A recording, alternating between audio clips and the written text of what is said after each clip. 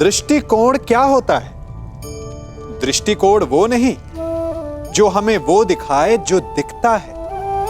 दृष्टिकोण वो होता है जो हमें दृष्टि के परे देखने की शक्ति दे। ये दृष्टिकोण ही तो है जो किसी को सागर का अर्थ खारा जल समझता है तो किसी को मोती का घर दिखलाता है, किसी को डूबने योग्य अतः जल दिखलाता है तो किसी को संसार के जन्म लेने की गोद दिखलाता है। महत्वपूर्ण वो नहीं जो आपके समक्ष है, जो आपको दिखता है।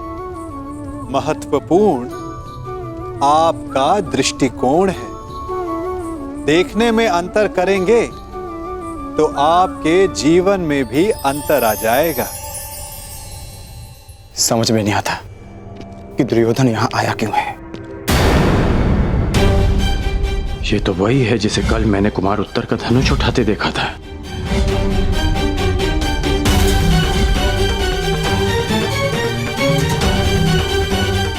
ये इस बात ही छिपकर किससे और क्यों बात कर रही है? उसकी ये यात्रा कीचक से मिलना है या फिर उसके पीछे हमारी खोज? दुर्योधन यहाँ आया है तो मंतव्य शुभ नहीं होगा। तो फिर एक बार ज्येष्ठ आ जाएं, हमें उनसे मंत्रणा करनी होगी। वो भी सभा में उन्हें ज्ञात होगा कि दुर्योधन हमें पकड़ने के लिए क्या षड्यंत्र रच रहा है।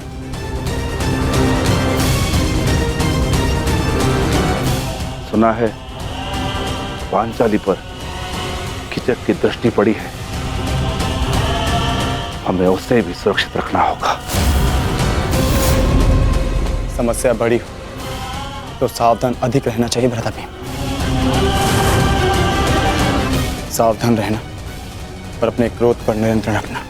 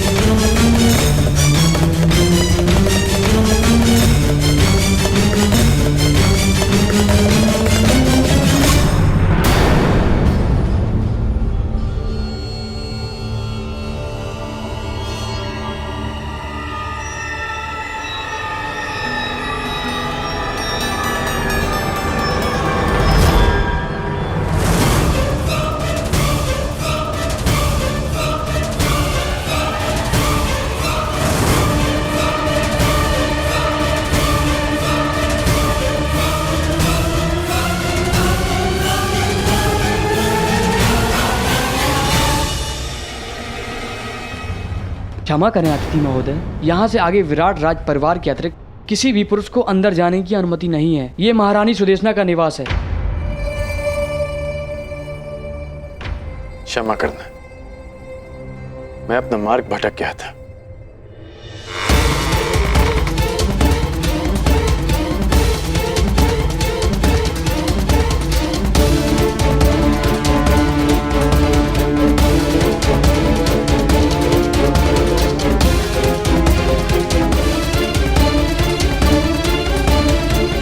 कहाँ हो बहना?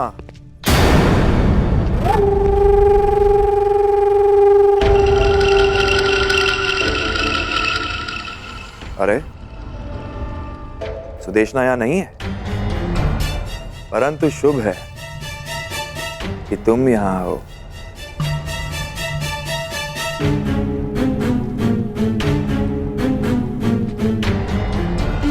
क्षमा कीजिए। ठहरो।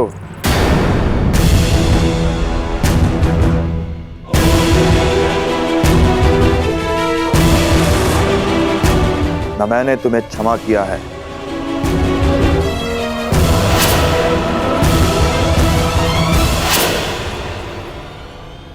और ना ही यहां से जाने की अनुमति दी है।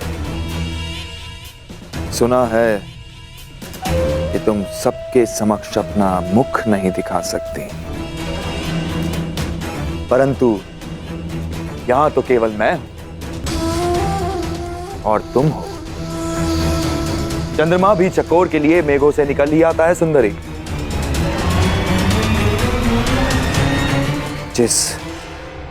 जिस मुख का प्रतिबिंब देखकर मेरा मन विचलित हो चुका है, उसकी वास्तविक छवि तो दिखाओ।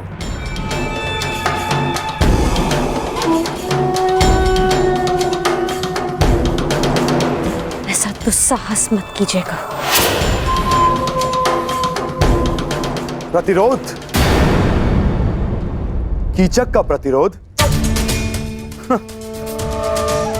अच्छा है, ऐसा लक्ष्य पाने का आनंद ही क्या जिसमें प्रतिरोध ना हो। जहां विरोध हो वहां विजय प्राप्त करने में कीचक को सदा प्रसन्नता होती है। अब अपना मुखड़ा दिखाओगी सुंदरी, या अपने हाथों को कष्ट देना होगा?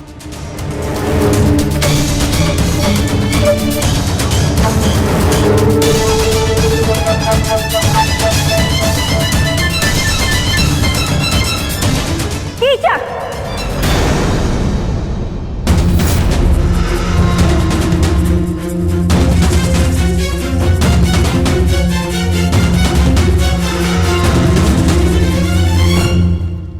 हम तुम्हें पहले भी कह चुके हैं कि सायरंदरी हमारी सेवा में है। जाओ सायरंदरी।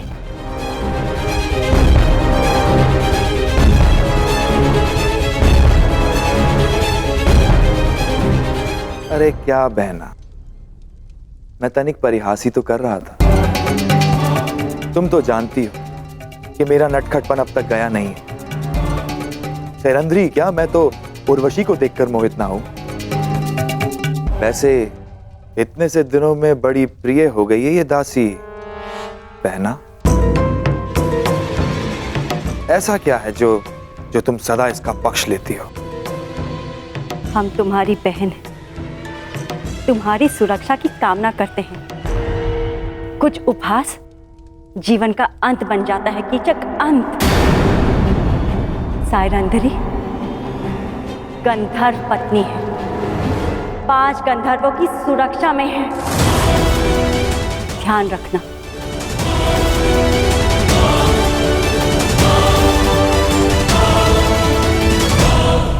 धन्य हो बहना, धन्य हो। अपने भ्राता का इतना ध्यान, अद्भुत।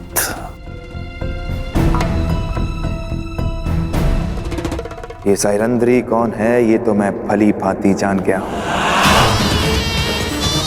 और इसके 5 गंधर्व पति कौन है वो भी जानता हूं। बस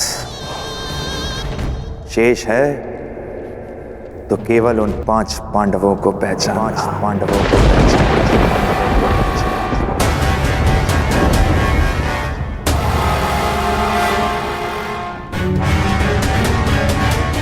हमारे पुत्रों को ये बात बतानी ही होगी।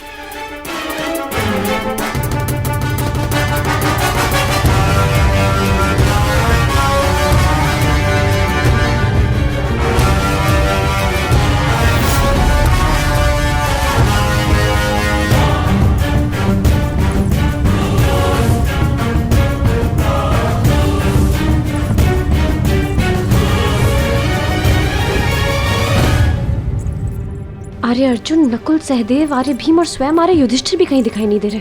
पता नहीं कहाँ गए सबके सब। शायरेंद्री, तुम्हें राजसभा में उपस्थित होने का आदेश मिला है। मदिरा लेकर अतिथियों के स्वागत के लिए तुरंत आओ। परंतु मैं तो महारानी की सेवा में हूँ, मेरा राज्यसभा में क्या कार्य? वो मुझे ज्ञात नहीं, ये राज आदेश है, पालन करो।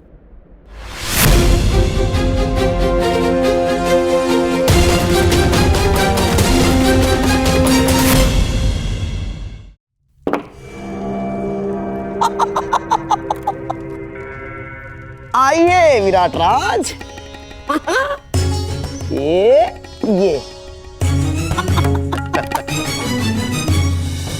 अति उत्तम चाल गंधार नरेश। ठीक ही सुना था।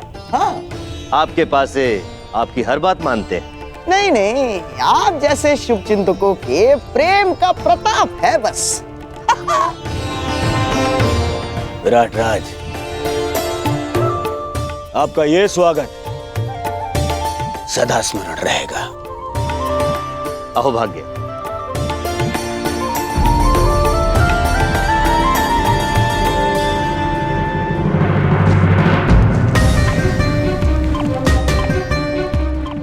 ये सब क्या है अनुज? मैंने कहा था ना कि राजसभा में कोई नहीं आएगा। जब उस सभा में हम एक साथ थे भ्राताश्री, जहाँ दुर्भाग्य हमने जानते पूछते स्वयं चुना था, तो इस सभा में भी हम एक साथ ही रहेंगे। जहाँ दुर्भाग्य फिर से हमारी खोज में आया है, हम आपको और पांचाली को यहाँ ही शत्रु के मध्य अकेला छोड़कर नहीं जा सकते। समझने की कोशिश करो अनुज। यदि दुर्योधन ने हम में से किसी को भी पहचान लिया तो अनिष्ट हो जाएगा। भ्राताश्री, जब आप दूसरे अनुजों को नहीं पहचान पाए तो मद में चोर दुर्योधन कैसे पहचान पाएगा?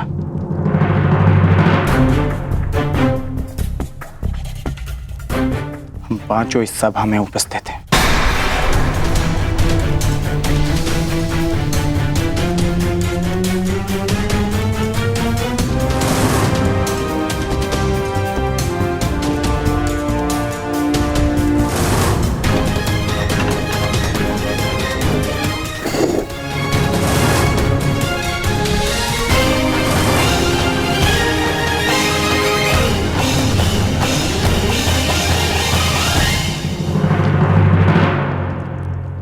लेकिन फिर भी अनुज,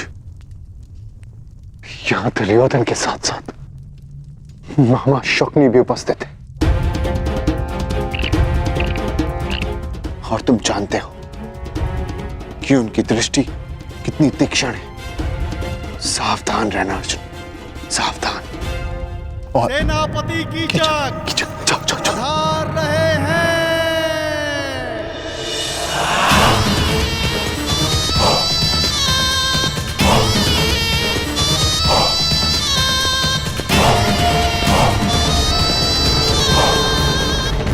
तत्काल में कोई त्रुटि तो नहीं रह गई मित्र दुर्योधन? एक कमी थी, तुम्हारे साथ की मित्र, जो अब पूर्ण हो जाएगी। वैसे बहुत आनंद आ रहा है। विराट का जनपद है मित्र, आनंद भी विराट ही होगा। तनिक प्रतीक्षा तो करो।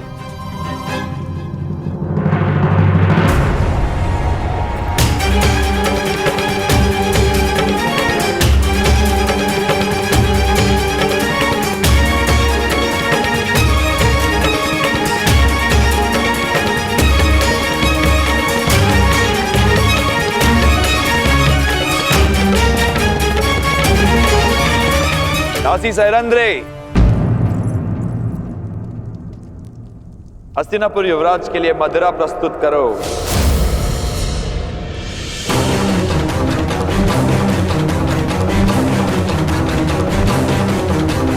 हाँ दासी, आओ थोड़ी मदिरा और दे दो।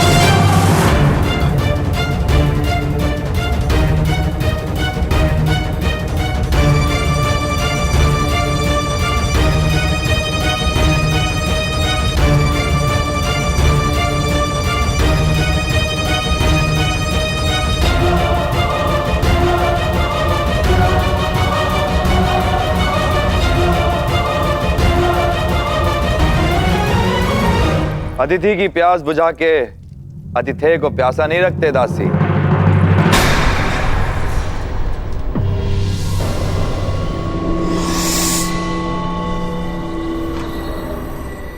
लाओ, हमें भी मदिरा पिलाओ।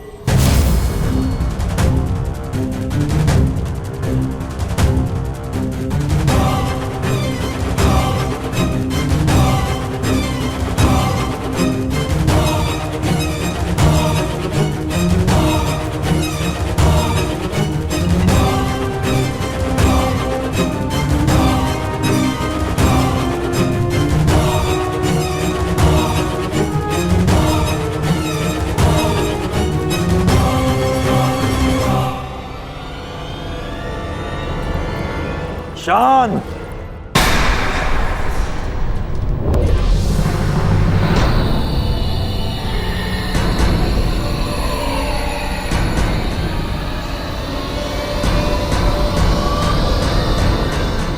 बंद करो ये नृत्य। मुझसे कोई भूल हुई क्या? अपने घुंघरू उतारो। सुना नहीं तुमने? अपने घुंघरू उतारो।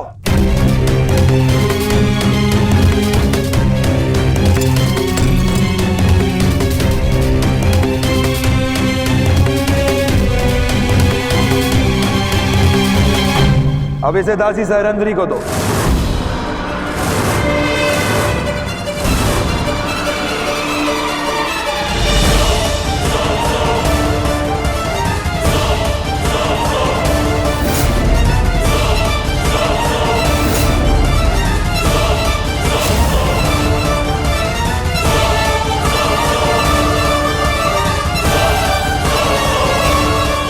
सुना है नृत्य कला में बड़ी प्रवीण है ये दासी। हमें भी देखना है। दासी सहरंद्रे, अतिथियों के समक्ष नृत्य प्रस्तुत करो।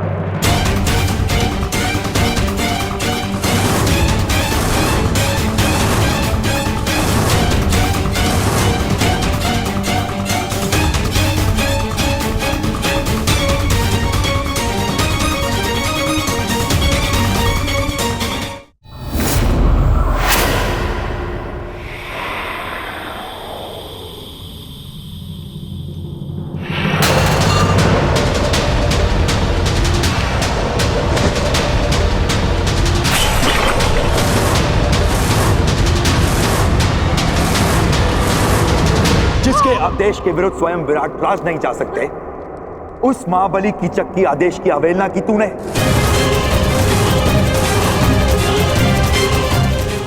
मूर्ख दासी, मेरी शक्ति, मेरे अधिकार के विरुद्ध जाने की अवहेलना की तूने।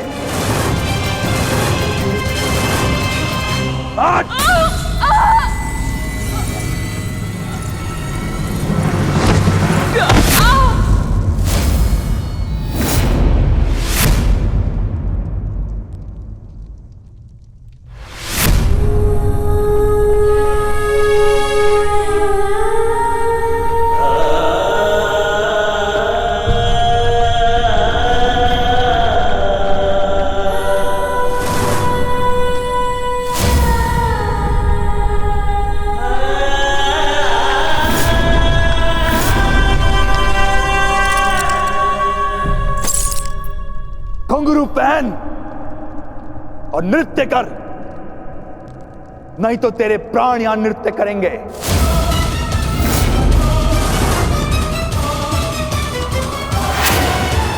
आज तुझे नृत्य करना पड़ेगा।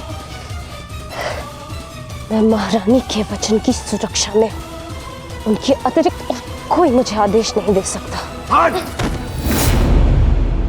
और सारा विराटनगर सुरक्षा के लिए मुझ पर आश्रित है।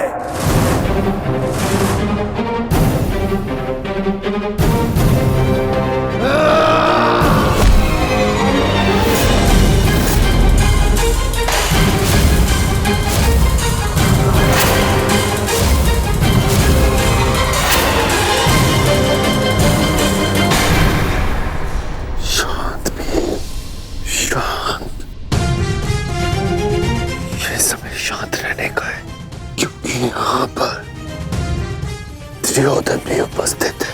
नहीं ज्येष्ठ, यदि इसने पांचाली का और अपमान किया तो मैं इसका शीश धड़ से अलग कर दूंगा। दयानुज, शांत। कोई नहीं आएगा तेरी सहायता के लिए यहाँ पे। घुंघरू पहन और नृत्य कर। बस सेनापति।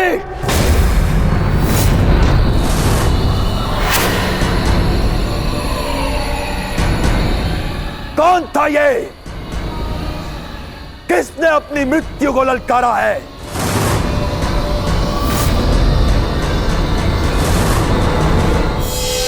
यदि कोई अपनी मृत्यु को पुकार रहा है तो वो तुम हो सेनापति कीचक।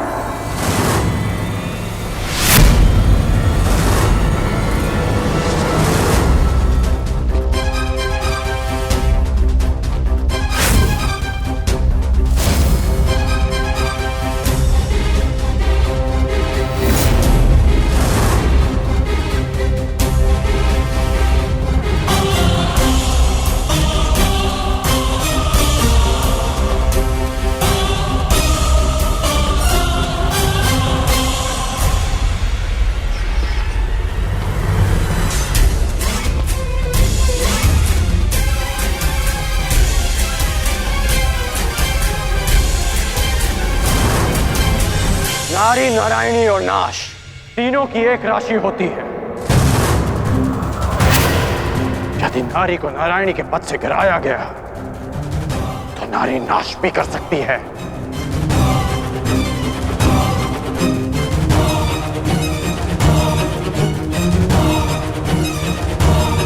और आप युवराज, अभी तक एक नारी के अपमान का कलंक हस्तिनापुर और हमारे मस्तक से उतरा नहीं कि आप एक और अपमान के भागीदार बनने जा रहे हैं। आपको पांचाली से प्रतिशोध लेना था ना, वो आप ले चुके हैं।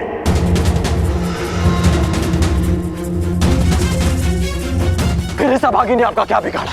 आप इस अपमान में भागीदार क्यों मान रहे हैं? मित्र,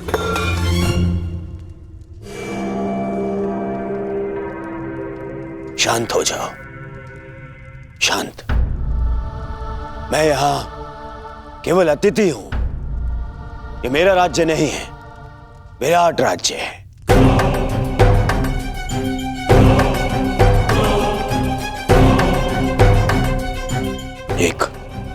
एक स्वामी अपनी दासी के साथ कैसा बर्ताव करे, इस पर प्रश्न उठाने का अधिकार मुझे नहीं है। सही कह रहे हैं आप कि आपका अधिकार नहीं है। हाँ, परंतु ये आपका कर्तव्य है युवराज। एक नारी का अपमान रोकना हर पुरुष का कर्तव्य होता है।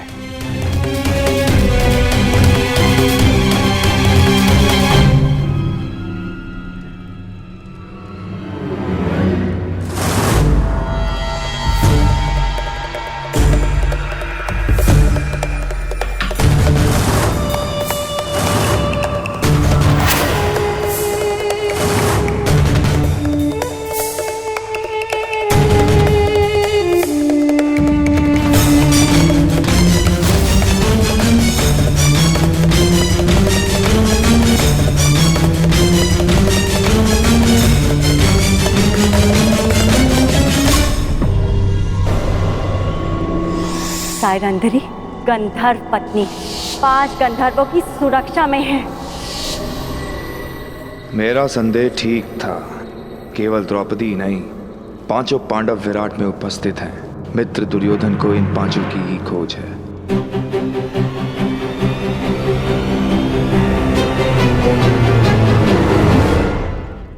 मैं क्या कर सकता हूं? तुम शांत हो जाओ। हाँ, मित्र होने के नाते इन्हें दुर्योधन को सौंप देना मेरा कर्तव्य है, परंतु विराट ने पांडवों को आश्रय दिया है और यहाँ का सेनापति होने के नाते इसका कर वसूलना मेरा अधिकार है।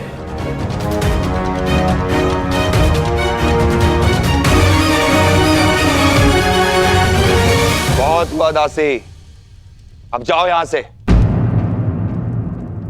तुम्हारी इस अवहेलना के कारण हमारे मित्र दुर्योधन का अपने मित्र से कलह हो गया है।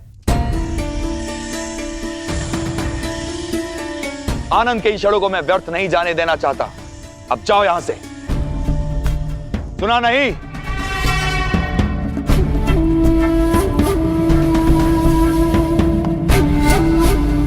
क्षमा चाहता हूं मित्र, और खेद है अंगराज, मैं तो आप लोगों का मनोरंजन करना चाहता था। इस दासी के दर्द ने मेरे कार्य को असफल कर दिया। क्षमा प्रार्थी हूं मैं आपका। ये आप कह रहे हैं सेनापति की इच्छा? हाँ, आपने ही तो कहा था अंगराज कि जो नारी का अपमान करता है वो अपनी मृत्यु को ललकारता है। और मुझे अपने प्राण बहुत प्रिय हैं। अगर कोई और भूल हुई हो तो सेवक को क्षमा कीजिएगा अंगराज। अरे नहीं, चलो, कीचक ने क्षमा मांग ली है ना, आओ। हाँ, यही तो आश्चर्य है कि कीचक के व्यवहार में अचानक परिवर्तन क्यों आया। कर्ण,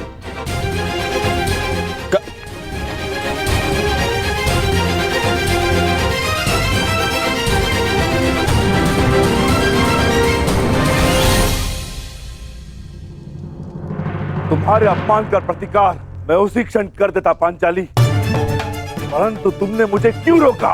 क्योंकि 12 वर्ष की प्रतीक्षा, हमारी प्रतिज्ञा पूरी करने की तपस्या को भंग नहीं करना चाहती थी मैं। और आज भी कीचक ने जो कुछ किया उस दुर्योधन की उपस्थिति के कारणवश किया।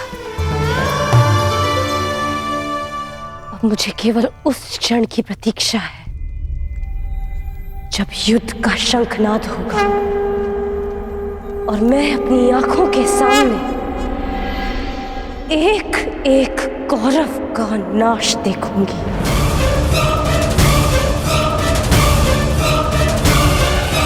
उस क्षण के संतोष के लिए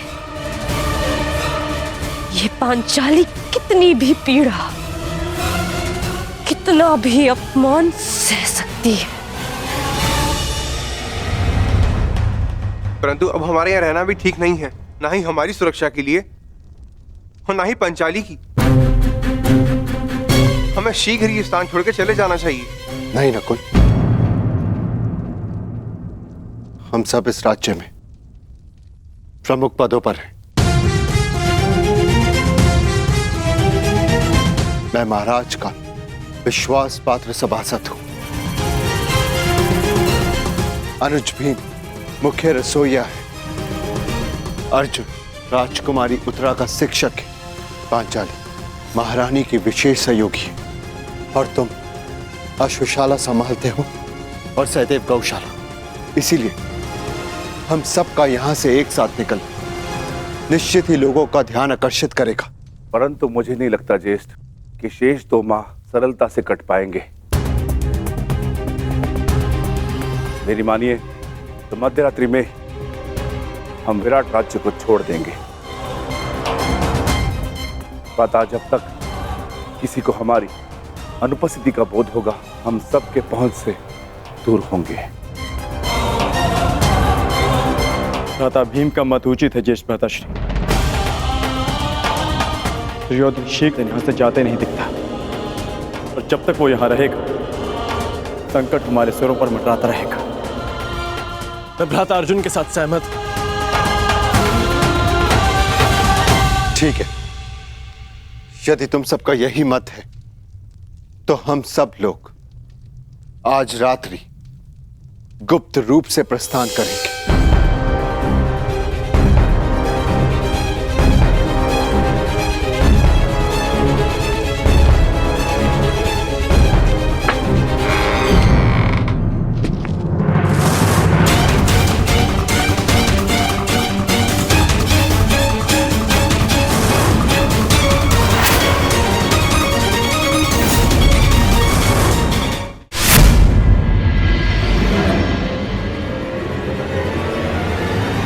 सेनापति कीचक, आप यहाँ पर?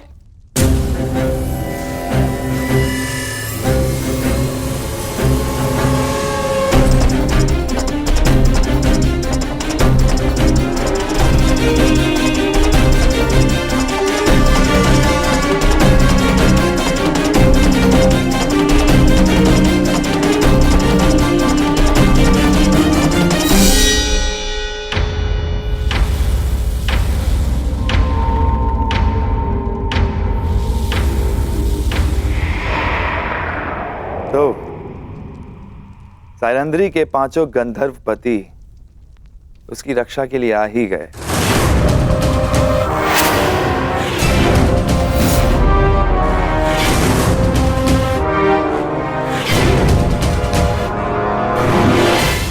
प्रणाम ज्येष्ठ गंधर्व। आपकी योजना अच्छी थी, परंतु विराट में कीचक से कुछ भी गुप्त नहीं रहता।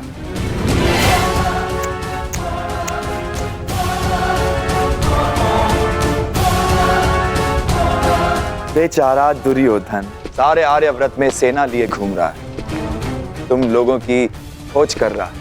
उसका आखेट ठीक उसकी नाक के नीचे बैठा। अद्भुत। प्रतिशोध की चाह मनुष्य को क्या से क्या बना देती है। दुर्योधन ने स्वप्न में भी नहीं सोचा होगा कि महान धर्मराज युधिष्ठिर कंक बनकर विराट का मनोरंजन कर रहे होंगे। अद्भुत। और भोजन भक्त महान भीम दूसरों के लिए भोजन पका रहा है, झूठे पात्र धो रहा है।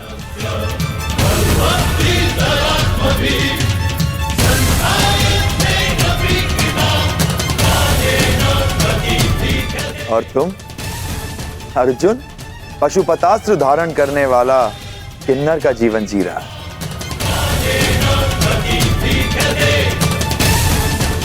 और बेचारे कोमल सुंदर नकुल सहदेव जो सदा सुगंध में नहाए रहते थे, आज अश्वों की लीद और गौवंश का गोबर साफ कर रहे हैं। अद्भुत।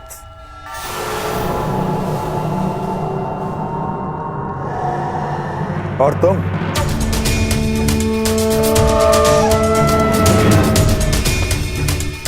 पिछले 13 वर्षों से अपने खुले केशों को बांधने की चाह रखने वाली यज्ञसेनी सुदेशना के केश सज्जित कर रही है। अति मनोरंजक।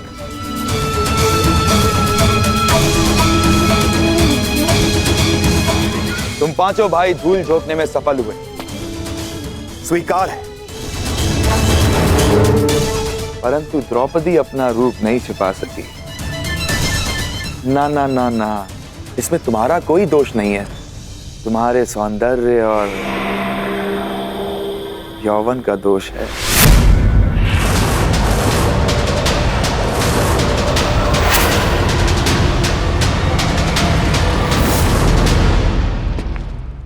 तुम्हें हो क्या जाता है कर?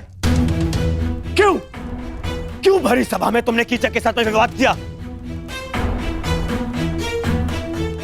और जो कीचक ने किया उसका क्या?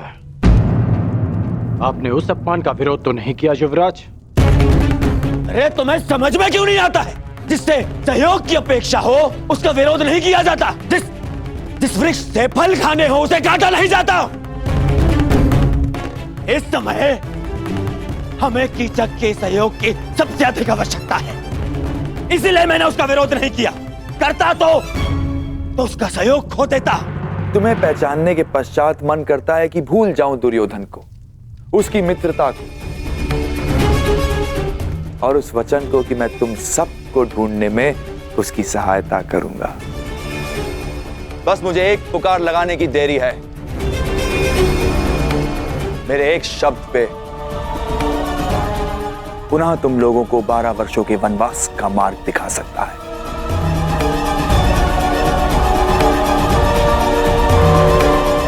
और यदि ऐसा हुआ तो कैसा लगेगा यज्ञसेनी?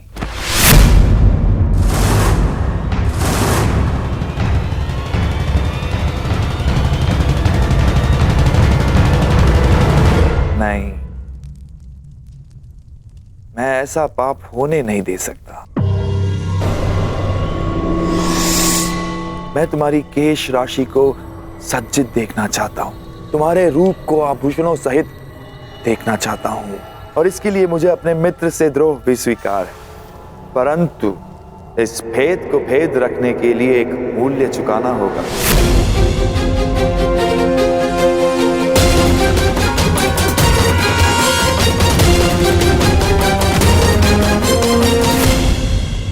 तुम पांचों मेरे लिए कोई महत्व नहीं रखते, वन में रहो या महल में, लेकिन द्रौपदी के लिए यह भेद ना खुलना जरूरी है। इसीलिए मेरे पास एक प्रस्ताव है। सोच समझकर, ध्यान से सुनकर निर्णय लेना। आज रात्रि चंद्र ग्रहण है और इस अंधेरी रात में मैं यज्ञसेनी के रूप के प्रकाश में स्नान करना चाहता हूं।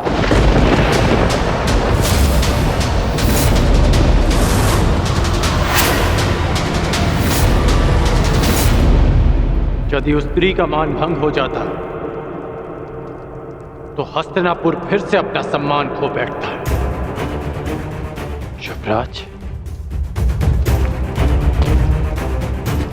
क्या पांडवों को ढूंढने के लिए आप फिर से हस्तिनापुर का सम्मान दांव पर लगा देंगे? पांडव मिले या ना मिले, परंतु अब जब भी वो सामने आएंगे तो हम उनसे युद्ध करेंगे, युद्ध में उन्हें पराजित करेंगे। और मेरा मानना है कि हमें हस्तिनापुर वापस चले जाना चाहिए। कितनी बार मैंने तुमसे कहा है कि तुम केवल और केवल बाण चलाया करो, बाण, अपना मस्तिष्क नहीं, समझ गए? तुम केवल युद्ध करना जानते हो, राजनीति करना तुम्हारे बस की बात नहीं है। समझाओ, समझाओ अपने मित्र को। पांडवों को पकड़ने का अंतिम अवसर है हमारे पास दुर्योधन, अंतिम लक्ष्य हमारे सामने है दुर्योधन। और तुम्हारा ये प्रिय मित्र कह रहा है कि हस्तिनापुर जाकर हम संतोष की निद्रा में सो जाए। मैं ये नहीं कह रहा हूं कि हम संतोष की निद्रा में सो जाएं। तो मैं ये कह रहा हूं कि हमें हस्तिनापुर शीघ्र ही लौट जाना चाहिए, क्योंकि यहां रहकर हम अपना समय व्यर्थ कर रहे हैं। क्या कहा तुमने? युवराज, सेनापति कीचक ने हमें सहायता का वचन दिया है। यदि पांडव यहां होंगे तो वो अवश्य उन्हें पकड़ लेंगे। हमें हस्तिनापुर वापस चले जाना चाहिए, क्योंकि पांडव यहां नहीं मिले तो हमें संभावित युद्ध के लिए तैयार रहना चाहिए। और आप दोनों भूल रहे हैं कि पांडवों का अज्ञातवास पूर्ण होने में केवल 2 माह शेष हैं। 2 माह शेष है, 2 माह शेष है। क्या हो जाएगा 2 माह शेष है तो? फिर से युद्ध है? युद्ध युद्ध युद्ध कर्ण, केवल युद्ध। तुमने कभी शांति नामक शब्द सीखा भी है या नहीं कर्ण? हाँ, कहीं ऐसा तो नहीं कि तुम जिसे संभावित कह रहे हो उस युद्ध को तुम निश्चित करना चाहते हो ना? अर्थात तुम्हें ऐसा क्यों लगता है कि युद्ध ही होगा? कहीं ऐसा तो नहीं कि तुम चाहते हो कि पांडवों का अज्ञातवास पूर्ण हो जाए?